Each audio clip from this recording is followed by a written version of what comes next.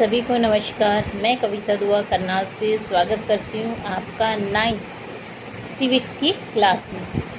जैसा कि आप जानते हैं, हम लेसन 1 लोकतंत्र क्या, लोकतंत्र क्यों पर चल रहे थे। लेसन को अब तक हमने 2 भागों में देखा, जिसमें कि हमने जाना कि लोकतांत्रिक शासन पद्धति क्या है, शासन के विभिन्न रूप कौन से हैं, उनमें से लोकतंत्र ही क्यों बेहतर है। कल हमने इसके गुणों के बारे में जाना।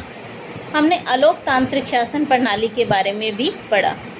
आज जो हम करने जाएंगे वो है कि लोकतांत्रिक और अलोकतांत्रिक में क्या अंतर है, लोकतंत्र के लिए आवश्यक शर्तें क्या हैं, कि अगर हम चाहते हैं एक देश में लोकतंत्र हो तो उसके लिए क्या ज़रूरी चीज़ें हैं, उन सब के बारे में आज हम विस्तार से चर्चा करेंगे। तो आइए शुरू करते हैं हम अपना लेसन लोकतंत्र क्या, लोकतंत्र क्यों, भाग 3। 9th SST सिविक्स लेसन 1 लोकतंत्र क्या, लोकतंत्र क्यों, भाग 3 में आप सभी का स्वागत है। देखिए, अब तक हमने क्या क्या देखा, जल्दी से वो देख लेते हैं। देखिए, सबसे पहले हमने पाठ के उद्देश्य जाने, फिर शासन के विभिन्न रूप, उसके बाद हमने जाना कि लोकतंत्र क्या है, उसका अर्थ क्या है।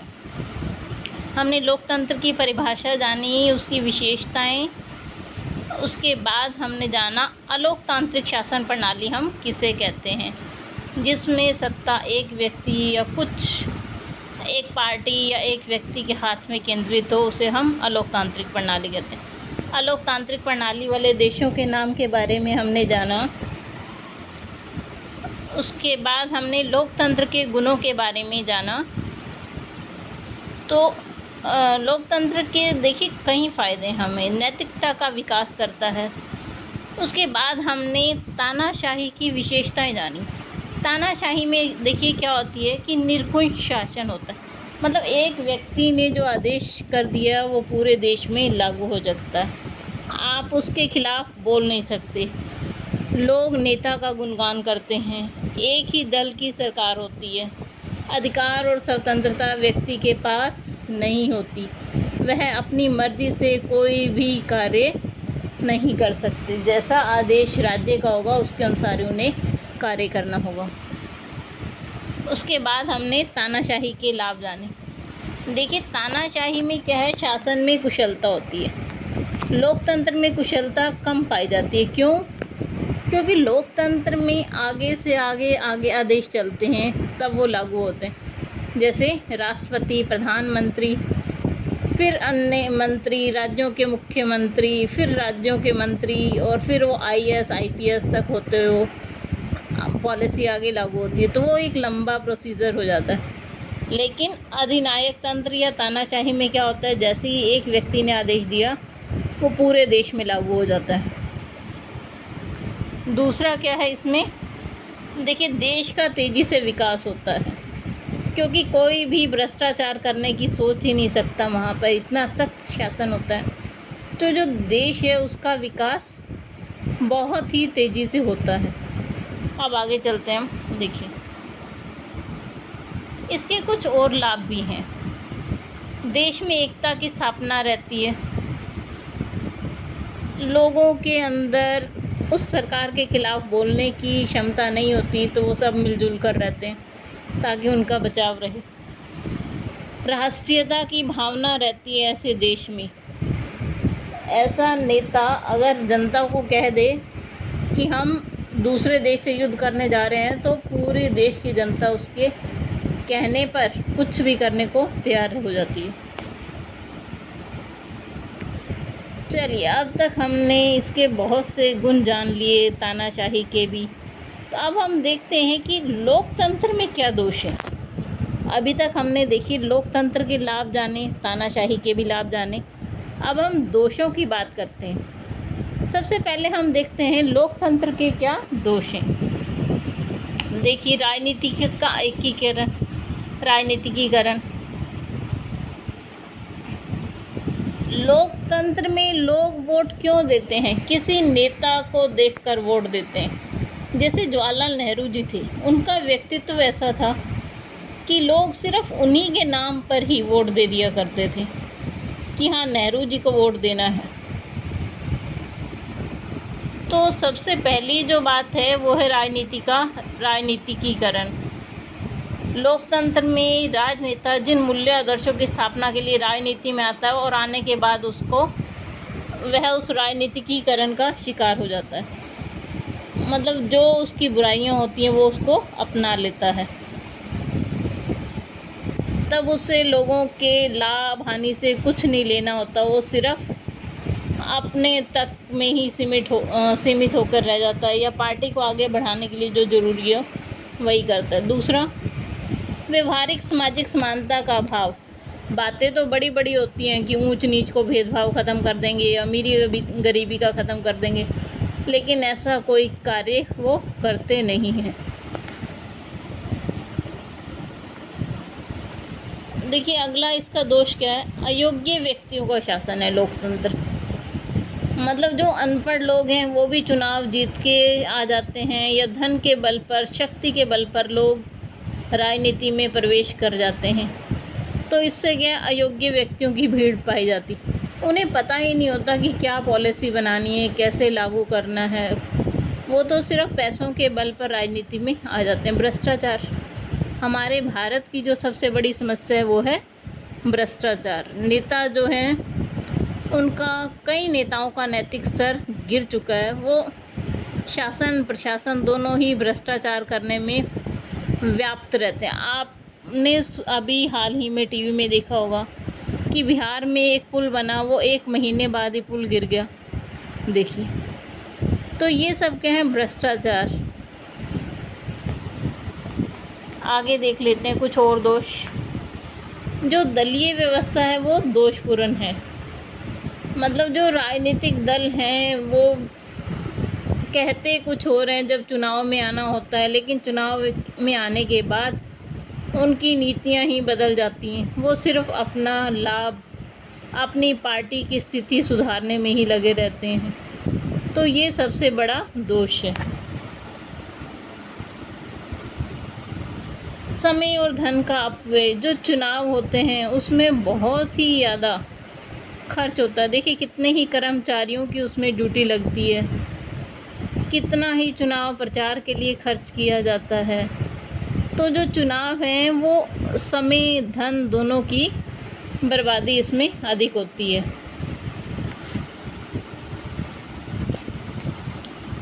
चलिए, अभी तक हमने लोकतंत्र के दोषों के बारे में जाना था। अब हम तानाशाही के दोष जान लेते हैं। देखिए, तानाशाही का सबसे बड़ा दोष क्या है? इस व्यवस्था में व्यक्ति के व्यक्तित्व का सम्मान नहीं होने के कारण व्यक्ति सब कुछ सुविधाएं होते हुए अपने आप को विकसित नहीं कर पाता। मान लीजिए आप बहुत इंटेलिजेंट हैं, लेकिन आपकी उस इंटेलिजेंसी को कोई महत्व ही ना दे, तो इंटेलिजेंसी तो किसी काम की नहीं है ना जी। तानाशाही में सबसे बड़ी जो दोष है वो यही है कि उसमें व्यक्ति के व्यक्तित्व का सम्मान नहीं मिल पाता, दमन का वातावरण होता है वहाँ पर।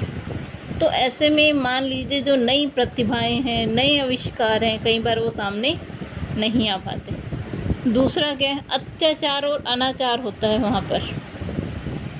लोग अपने आप को जो नेता है अपनी बात मनवाने के लिए कई बार बर्बर तरीके भी अपनाता है, जो कि मानवता के विरुद्ध हैं। तो दो सबसे बड़े दोष ये हैं कि सबसे पहला, व्यक्ति के व्यक्तित्व का सम्मान नहीं होता। दूसरा, अत्याचार और अनाचार का बोलबाला रहता है इनमें।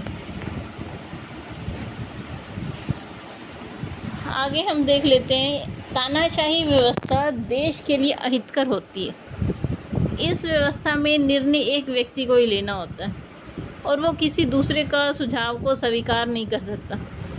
अब देखिए, एक चीज़ अगर 10 लोगों को सोच के फैसला लेना हो तो 10 दिमाग काम कर रहे हैं कि ये चीज़ अच्छी है बुरी है, और वही एक व्यक्ति ने करना है तो वो अपने हिसाब से निर्णय लेगा। हो सकता है उसका निर्णय कई बार गलत भी हो। तो अधिनायक तंत्र का सबसे बड़ा दोष ये है कि कई बार देश के लिए अहितकर भी हो जाती है।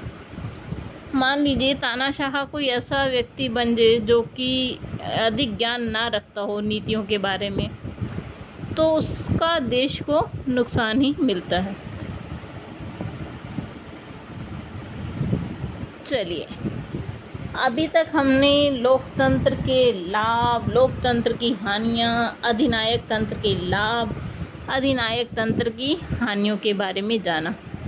तो अब हम अपने अगले टॉपिक पे चलते हैं, वो है कि लोकतंत्र सफल हो इसके लिए क्या शर्तें होनी चाहिए।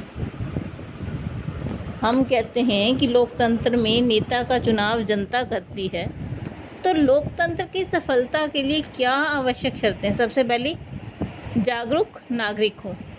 जो नागरिक हैं वो जागरूक हों, सरकार की हर नीतियों का ध्यान रखें कि सरकार जो नीतियां, जो पॉलिसीज़ ला रही है, क्या वो हमारे फ़ायदे के लिए या नहीं। अगली बार वोट देते समय उन बातों को ध्यान में रखना चाहिए। दूसरा है शिक्षित नागरिक। जो नागरिक हैं पढ़े लिखे होने चाहिए ताकि उन्हें अपने मताधिकार का सही प्रयोग करना आए। स्वतंत्र चुनाव जो हैं वो स्वतंत्र होने चाहिए, किसी प्रकार की उसमें धांधलेबाजी नहीं होनी चाहिए। सभी लोगों को आगे आने का मौका मिलना चाहिए। स्थानीय स्वशासन, मतलब जो प्रशासन है उसका बंटवारा विभिन्न स्तरों पर होना चाहिए। केंद्र और राज्य में शक्तियाँ तो आपने बांट दी, पंचायतों को, नगर पालिकाओं को भी शक्ति देनी चाहिए ताकि जो समस्याएं हैं वो लोकल स्तर पर ही काबू की जा सकें या सुधारा जा सके। उन्हें कोई भी नई पॉलिसियाँ लानी है, उन्हें लोकल स्तर पर लागू करना आसान होता है। अगला, मौलिक अधिकारों की सुरक्षा। देखिए, लोकतंत्र के लिए जो सबसे आवश्यक शर्त है वो क्या है कि मौलिक अधिकार होने चाहिए और उनकी सुरक्षा के लिए न्यायालय होने चाहिए।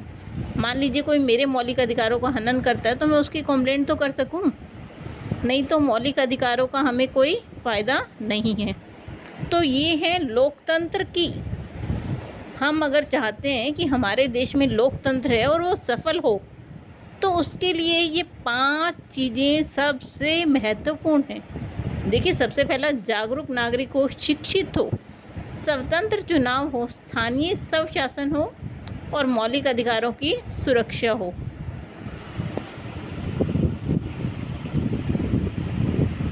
चलिए, इससे आगे देखते हैं। अब है लोकतंत्र की सफलता के लिए आवश्यक शर्तें। सबसे पहला, लोगों के दिलों में लोकतंत्र के लिए प्रेम होना चाहिए। जब इलेक्शन हो तो लोगों को उस दिन जाकर वोट जरूर डालनी चाहिए। ये नहीं हो कि आज तो इलेक्शन की छुट्टी है, हम तो अपना आराम करेंगे घर में। तो लोगों के दिलों में लोकतंत्र के लिए प्रेम होना चाहिए कि हाँ, 5 साल बाद चुनाव हो रहे हैं, मेरे पास आज मौका है एक अच्छी सरकार बनाने का, तो मुझे उस अधिकार का प्रयोग करना है। दूसरी, आर्थिक समानता होनी चाहिए, क्योंकि मान लीजिए कोई व्यक्ति गरीब है तो कई बार पैसों के लालच में आकर अपना वोट किसी एक पर्टिकुलर पार्टी को दे देता है। तो जब सभी आर्थिक रूप से समान होंगे तो ऐसी बात होने की संभावना कम रहती है। अगला है प्रेस की स्वतंत्रता। जो अखबार हैं, टीवी हैं, सोशल मीडिया हैं आपका, वो स्वतंत्र होना चाहिए। अगर कोई नेता गलत करता है तो उन्हें वो चीज़ दिखानी चाहिए ताकि पब्लिक जो है वो अवेयर हो सके। अगली है ईमानदार नेता। जो नेता हैं उन्हें ईमानदार होना चाहिए कि मुझे देश का विकास करना है, देश के लिए कुछ करना है, इस तरह का नेता होना चाहिए, तभी देश का विकास हो सकता है। अल्पसंख्यकों को प्रतिनिधित्व। जब चुनाव आए तो उन वर्गों को भी उसमें प्रतिनिधित्व मिलना चाहिए। मतलब जो चुनाव हैं उसमें सीटें आरक्षित होनी चाहिए ऐसी कैटेगरीज़ के लिए, ताकि वो लोग भी आगे आ पाएँ, देश का विकास में भाग ले सकें। तो चलिए इससे आगे देखते हैं हम। ये देखिए, ये आपको एक सीरिया की तस्वीर दी गई है जहाँ पर कि तानाशाही है। वहाँ पर बाथ पार्टी है देश में जिसका शासन है। तो सीरिया में आपको प्रवेश करने के लिए उस पार्टी की सदस्यता का फार्म भरना होगा। अगर आप फार्म नहीं भरते तो उस देश में एंट्री नहीं कर सकते, ऐसा इस कार्टून में दिखाया गया है। तो देखिए, चलिए अब हम जान लेते हैं कि लोकतांत्रिक और अलोकतांत्रिक सरकार में क्या अंतर है।